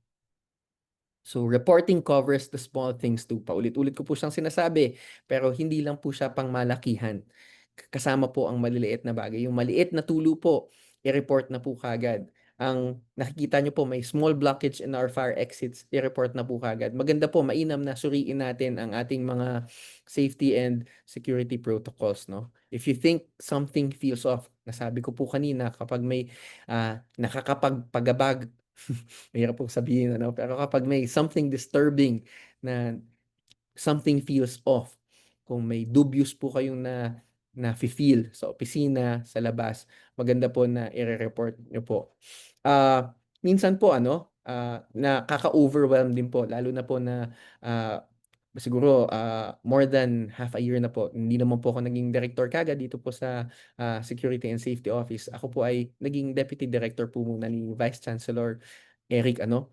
So kasama po sa naging challenges ng aming administrative post ay, kami po ang ina-access kapag may ire-report at, nung simula po ay nakakapanibago pero ako po ay nakaka-appreciate na ito pong mga bagay na nakikita niyo ay inire-report o ibinabahagi po sa'kin lalo na po yung mga may personal access sa'kin ano. So, 'wag po kayong mapagod, 'wag po kayong mahiya na gawin ang pag-report po ng mga bagay na sa tingin niyo ay kailangan tuunan ng pansin ng Security and Safety Office. Kasi po kung wala po kayo, natutulungan niyo po kami na gampanan ang aming mandato. Kung wala po kayo, kung hindi niyo po rine-report, hindi po namin malalaman. Physically po unable po kami. Hindi naman po puwedeng ako po ay iikot at, manunuri sa buong campus. Although siyempre at the back of my mind yung aking daily, ginagawa ko na po siya. Pero siyempre hindi ko naman po mako-cover ang lahat. Gano'n din po sa aking mga kasama. So,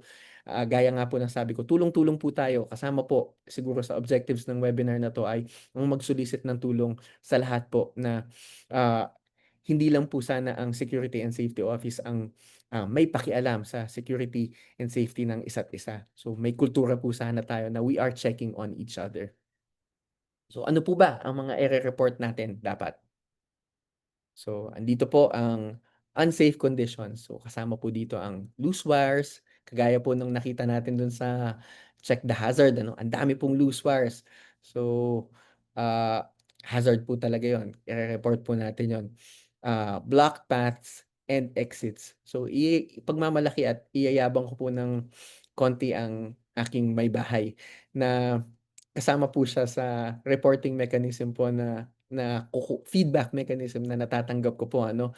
So, nagpaparaya po siya, sinasamahan niya po ako sa campus sa mga araw na andito po ako. So, nakikita niya din po, kagaya po ng ating mga kasamahan dito sa SSO, kapag may mga, foliage or greenery na pumapasok na po sa ating mga daanan, yung mga kailangan na pong i-prune na mga damo, kailangan na pong i-prune na mga puno, kasama ko po siya na sumusuri sa mga nagbibigay pansin sa mga kailangan pong, i-report. Kasi kung hindi nga po siya mare-report, hindi po siya malalagyan ng action. Gano'n din po sa block paths and exits. So, kasama po dito ang suspicious behavior. So, kung may naglo-loiter, kung siguro po kahit kakilala natin 'no, pero out of the ordinary ang kanyang actions. Baka po puwede nating i-address internally but kung nahihirapan po tayo nandito na kasama niyo po ang SSO para po tumulong at, i-address ang suspicious behavior na na-e-encounter po natin sa ating mga, opisina. Sa data breaches and phishing attempts, matutulungan din po namin kayo pero siyempre hindi po kami ang, pinaka-expert. So, puwede pa rin po, ina-advice ko pa rin na kung mas komportable po tayo na lumapit po sa SSO, iga-guide naman po namin kayo sa natatamang ahensya. So dito po, may mga experts po tayo sa information technology sa UPLB, ang DIC. So puwede pong i-report muna sa SSO tapos iga-guide po namin kayo na matulungan po ng mga expert. So kasama din po ang psychological distress or harassment concerns. So dito po siguro, ah kasama naman po namin ng HRDO para matulungan kayo sa mga nararamdaman niyo sa harassment concerns tsaka sa psychological matters po, ano. So, eto po ipapakita ko lang ang masigasig na efforts ng SSO po ano, sa pagre-report. So, ah maglalagay din po akong konting backstory kasi ang ilan po dito ay minsan makakadisgrasya muna bago po magawa ng paraan. Siyempre po ang gusto po natin ay, wala pong mangyari. Pero minsan gano'n po talaga ano, hindi maiiwasan, hindi naman po perfect din ang, mundo na ginagalawan natin. So, ah minsan may disgrasya saka po reactionary ang reporting. Pero hopefully po kahit kayo 'no, sa inyong mga locations puwede niyo pong i-email ang SSO email, ganito po ang pagre-report po namin. So kunwari may mga deep potholes, para po ma-address po kaagad sila ng mga ahensya, mabilis naman po at masigasig din naman po ang UPMO sa pag-repair ng mga ganitong bagay. Kunwari po ang mga, ilaw na pundido, ang mga may kailangan po ng pruning, so nire-report po kaagad yan at ina-address ng SSO. So where and how to report? So UPLB has designated channels for every type of concern. So babasahin ko po. So for security issues and emergencies, nandito po ang SSO. Pero kung ibibida ko na po ng konti ang aming opisina at bibigyan ko po ng siguro additional na trabaho sa aming mandato ano, pero gawin po natin na frontline hotline po kami kasi kaya po namin kayong i-guide sa necessary na opisina kung sakasakali man po, ano. So, for any issue, any emergency, andito po ang UPLB SSO. For workplace conflicts at staff-related concerns, andyan po ang HRDO. Maraming salamat po sa pagiging masigasig sa ating pag-handle ng mga ganitong bagay. So, nakita ko na din po sila in action. Magaling na magaling po sila. Sila po ang eksperto dito. So, susunod po ang OWASH for sexual harassment or discrimination. Ang IDIC po, nabanggit ko na po kanina, 'no, for IT concerns and cyber threats. So, kasama din po natin sila sa pag-manage at pag-administer nitong webinar na 'to. At, hindi pa po ako sigurado, puwede po nating balikan ano, kung may memo na po ba tayo dito. Pero siguro po moving forward, looking forward, puwede po siguro tayong magkaroon ng college or unit safety officer para on-site meron na pong immediate action na siyempre po sana very well coordinated din sa SSO at sa ibang mga ahensya.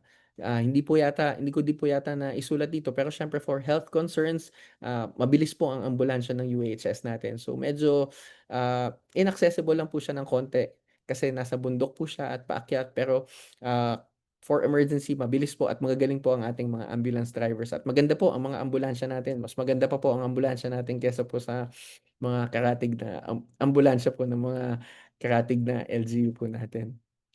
Okay. So, documenting the incident naman po. So, clear documentation helps in investigating, tracking, and preventing future incidents.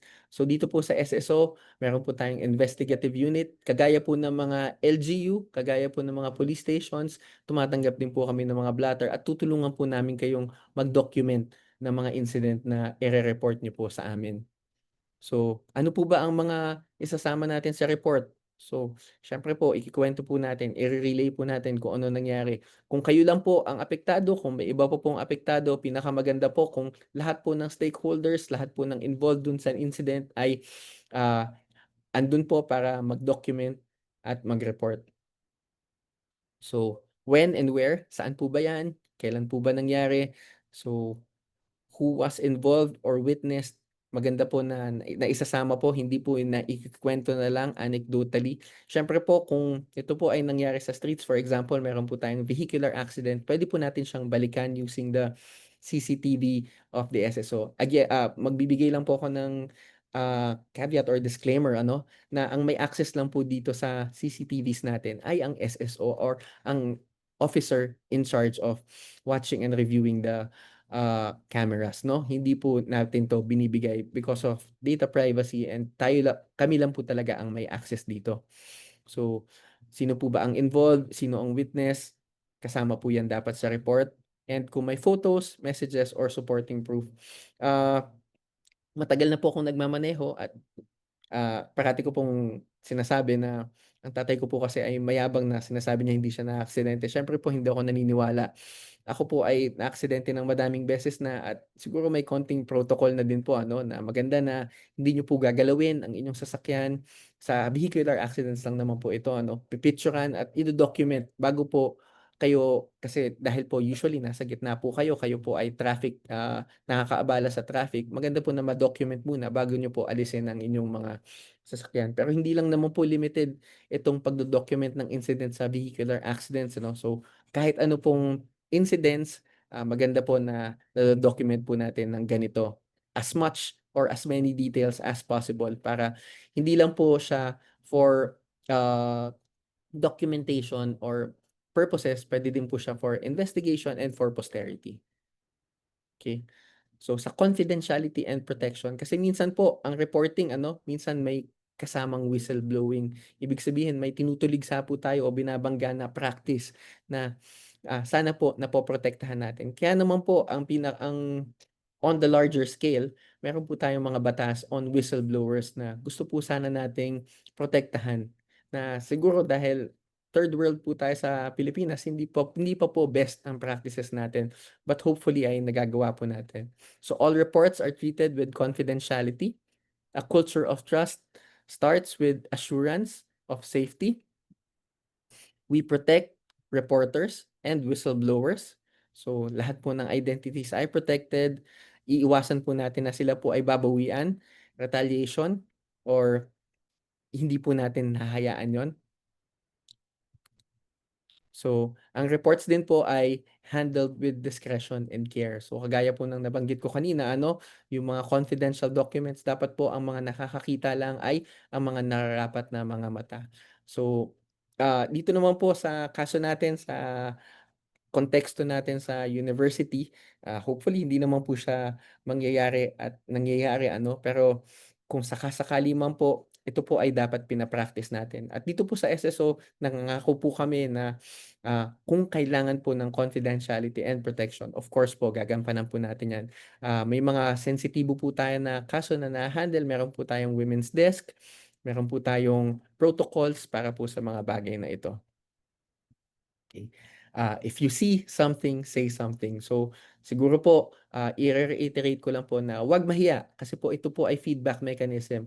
Hindi po lahat ng mga bagay ay nasusuri at nai-inspect ng ating mga kasama sa SSO. Maganda po na tayo po mismo ay nagre-report, umaabot po sa aming opisina para po naibabato din po namin sa mga nararapat na ahensya.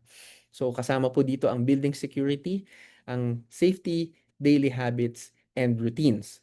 So kung nakikita niyo po na may konting palya, nakikita niyo po na may crack na po ang mga building natin, picturean po natin, i-report po natin. That way po, matatawag po natin ang attention ng mga dapat pong ng mga ahensya na dapat pong mag-address. So anyone can be the first to spot danger. Everyone plays a role in prevention. So nasabi ko po, nabanggit ko po kanina 'no, na siguro po kasama sa call to action ko ay hindi lang po magsabi or, ibida ang SSO na nandito po kami para sa inyong safety, security and safety. Pero po ang hinihikayat ko po kayo na tulungan po kami na sana po ay tulong-tulong tayo sa hindi lang po sa action 'no, sa reaction, pati po sa prevention. So kapag may nakita po tayo, may nakita po tayong pothole na sa tingin niyo po hindi na-address, puwede niyo pong picturan. Kapag may nakita po kayo na, ah, ahas, very recent lang po sa ating, one of our dorms, may ahas po tayo na nakita. So, andun po ang SSO para tumulong. Kahit po minsan mukhang trivial, minsan mapapangiti po kayo sa mga, issues na na-e-encounter natin kasi unique naman po ang UPLB ay situated po sa bundok and we live one with nature ano.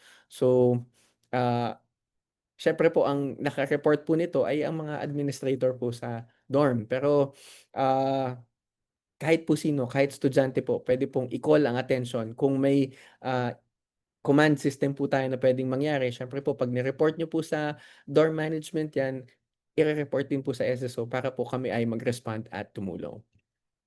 So, small reminders, "Sir, baka madulas po diyan." Hindi naman po dahil mukha kayong clumsy or iniisip na kayo po ay, hindi maingat.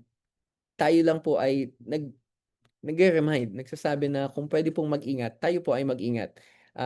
Dito nga po, ang parati ko pong natatandaan ay ang advertisement ni Mr. John Lloyd Cruz ano, na tumatak po sa'kin na hindi po masamang magsabi na mag-ingat. Hindi naman po tayo nananakot na mag-ingat kasi it is a veiled threat 'no. Rather, nagsasabi po talaga tayo na ingat kasi we genuinely care and we genuinely want to prevent accidents. So, speak up. Kung hindi niyo po sasabihin, hindi po namin malalaman. Maganda po na timely, as early as you can. Kasi po, ito pong mga naiisip, nakikita niyo, nakukutuban niyo, may tama po yan, eh, at maaari po na ito po ay makaabala o makadisgrasya sa iba. So maganda po na timely, masabi po kaagad, that way po wala na pong ibang maaabala. Kung hindi po siya kaagad maa-address, kunwari po pothole 'no, isang specific example, para po wala ng madisgrasya sa pothole, kung hindi po kaagad mare-repair ang pothole ay malalagyan po ng harang para hindi na po dadaanan ng sasakyan, ng bisikleta, lalo na po kung medyo madilim na po ano, ah o hindi na din po malalakaran, wala na pong mabubuslo, okey? So, kapag mas maaga pong na-report, mas mabilis din po ang response. So, uulitin ko po, hinihikayat ko po ang isa't isa na bantayan po natin ang isa't isa. Ah magkaroon po tayo ng pakialam sa isa't isa. We watch out for each other kasi kapag tayo po, binabantayan natin ang kapwa, siguro po ang ganti na makukuha natin ay babantayan din po nila tayo. So, yun po ang, gusto ko po talagang ipaabot sa webinar na ito 'no, na ang gusto po natin ay culture of care, culture of security and safety, hindi po dahil takot tayo 'no. Kaya siyempre po kung babalikan natin and hopefully, kung uulitin po natin ang webinar or magtatanong po ulit ang HRDO na, "How safe do you feel?" and nag-effect na po, ginagawa po natin ang actions na 'to, sana po ay, very safe, na po ang pakiramdam natin lalo na po kapag nakapasok na po tayo sa UPLB kasi sure po tayo na we are on the same page. Lahat po tayo gustong alagaan ng isa't isa. So, dito po, dahil po kanina ko pa po hinihikayat ang lahat, ngayon po bibigyan ko po ng konting pressure ang ating mga leaders, ang ating mga supervisors, ang ating mga heads of units na mag-lead po tayo by example. Paano po 'yun? So, cliche man po ano, pero, sa mga mahilig po manood ng sine, sinasabi nga po ni Uncle Ben, ni Peter Parker of Spider-Man na, "With great power comes great responsibility." Siguro aspirational po dito si Vico Soto kasi ito po talaga siya 'no, na ang gagawin niya ay gagawa po siya ng madaming tama para po madali po mag-enforce ng tama pababa. So, para sa ating mga heads of units, supervisors, and senior staff, tulong-tulong po tayo mag-shape ng culture through modeling. So, 'pag gumagawa po tayo ng tama, 'pag nakikita po ng mga kasama natin na, importante po sa'tin ang pag-intindi, ang pagbibigay halaga sa security and safety through modeling ay natutularan po nila tayo ng madali. So, simple lang po, kahit po ang pag-attend ng drill, hindi po yung tatakasan natin na dahil po tayo po ay head of unit, exempted na po tayo. 'Pag nakikita po ng mga kasama natin na tayo po ay game, tayo po ay, willing na sumama po sa mga drills na minsan ay paulit-ulit na. Pero mahalaga pa rin po ito kung nakikita po nila na ang mga leader nila ay pumupunta at nakikibahagi, sumasama po ang lahat. So, pag-enforce din ng ID checks, pagbigay ng reminders, ito po ay nagbibigay ng tono. So, nakikita po ng mga kasama natin, kaopisina natin na, game po si sir, na kung seryoso si boss sa safety, susunod ang lahat, okey? So, sa leadership by example, may mga rules po ang mga leaders na sana po hindi lang po tayo puro sabi. Ito po ay hindi lang po para sa ibang mga leaders. Sinasabi ko din po ito siyempre para sa sarili ko 'no, na dapat po kung ano po ang binibigkas o ibinabahagi ko po ngayon, dapat ginagawa ko din po sa sarili ko. Dapat po wino-walk natin, ginagawa po natin kung anong sinasabi natin at nagbibigay halaga po tayo sa well-being ng mga, ah, sinu-supervise po natin. Importante po makikita po nila na when we care, they care also. And we recognize and we reinforce. Kumbaga, binibigyan po natin ng positive reinforcement ang mga safe behaviors. Nagbibigay po tayo ng positive feedback. Nagsasabi po tayo ng very good. Rine-recognize po natin. Hindi po yung tinatago lang natin sa isip natin na, okay to, ang ganda ng ginagawa natin. Maganda po na binibigkas natin. Feedback mechanism din po yan na nalalaman ng mga kasama natin sa opisina na nakikita po natin ang tama nilang ginagawa. Okay, so keep the conversation going. Wag po tayong hihinto. Tuloy-tuloy po ito kasi napakaimportante po ng security and safety. Minsan po ang tinutumbok nito ay ang buhay natin and yun naman po ang pinakaimportante. Para lumaban po tayo sa kinabukasan, kailangan po ay tayo ay secure, tayo po ay safe. Isa po sa mga natutunan ko dito sa university ay pinakamadali pong maging productive sa panahon ng kapayapaan. Okay? A culture of safety needs consistent communication and openness. Meaning, hindi po natin pipigilan ang mga conversations na tumutumbok dito po sa safety. Kung may mga safety concerns po ang staff natin, bilang leader, pakikinggan po natin sila. And ang mga leaders, kung sa tingin nyo po ay nagkukulang ang mga unit natin sa mga usaping ito, ay tayo po ang magsisimula, tayo ang mag-i-instigate na gagawin po natin. Pag-uusapan po natin ang safety and security. So allow room for feedback. Huwag po tayong matakot makinig. Hindi naman po nila tayo inuutusan. Kapag may nakukuha po tayong feedback, tayo pa rin po ang magpa-process. Tayo pa rin po ang, ah, at gagawa ng action. Again, hindi po nila tayo inuutusan. Nagbibigay lang po sila ng, ah, nagbibigay lang po sila ng information kung ano po ang pagtutuunan natin ng pansin. Ito po ay suggestions. Ito po ay kahit nga po criticism, dahil kailangan po open po tayo bilang mga leader na tumanggap kung may mga kailangan po tayong baguhin, lalo na po sa security and safety practices natin. Okay, so i-utilize po natin ang reporting tools.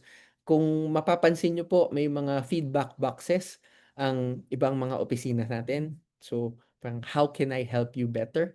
So, kung hindi pa po ito standard sa ating mga opisina or kung mas maganda po, baka po kaya walang gano'n ay dahil very open naman po ang communication lines ng ating mga opisina, ano?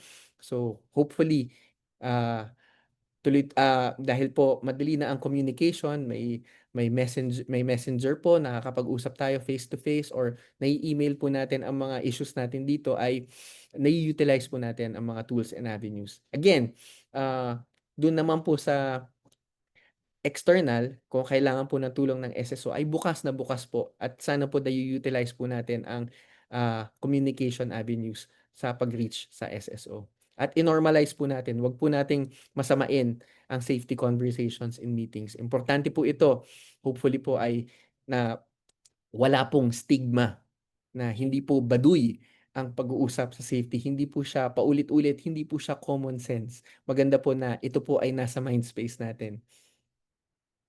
Okay po. So, andito na po ako sa last slide natin. So, hopefully po kilala natin si Mahatma Gandhi. Siya po ay advocate ng peace. Ano, hindi po siya Pilipino, siya po ay Indian, pero isa po siya sa mga aspirational world leaders po natin. At siya po ang nagbanggit na be the change you want to see in the world. So, kanina po naghihikayat ako na tulong-tulong po tayo sa pag-achieve ng security and safety culture. So, ang pagbabago po na ito, ang pagkamit po nito ay manggagaling po sa isa't isa. So, kung sa tingin niyo po ay may kailangan baguhin, simulan po natin. Maging patient po tayo, hindi po overnight ang pagbabago. Pero kung alam po natin sa sarili natin na ginagawa po natin ang ating, ah tungkulin, mandato at binabago po natin ang mga sistema na sa tingin natin ay kailangan ng pagbabago. Ulitin ko po ang advice at quotation ni Mahatma Gandhi po, ano, na be the change you want to see in the world. So, ito na po ang last slide ng aking webinar. Maraming salamat po at sana po marami po tayong nakamit at natutunan ngayong umaga.